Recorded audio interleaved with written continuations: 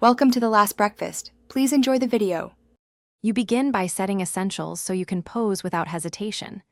Position yourself near a soft light source and angle your body 1/4 toward the light. This sculpts features.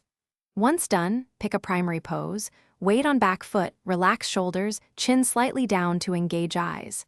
Make micro adjustments, tilt, hand placement, hip shift to see immediate changes. You do this now because small moves read strongly on instant film and save time when each shot is precious. You continue by refining expression and body language. This is the complex but rewarding part. Start with breathing, exhale to soften the jaw, then inhale for a subtle lift.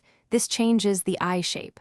Once done, experiment with 3 head positions and alternate eye contact to find truth in the lens.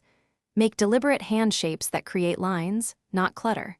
Make small, sequential adjustments, and take a single tester frame to confirm lighting and mood before committing to a. You finish by capturing the strongest variations so you leave with usable Polaroids.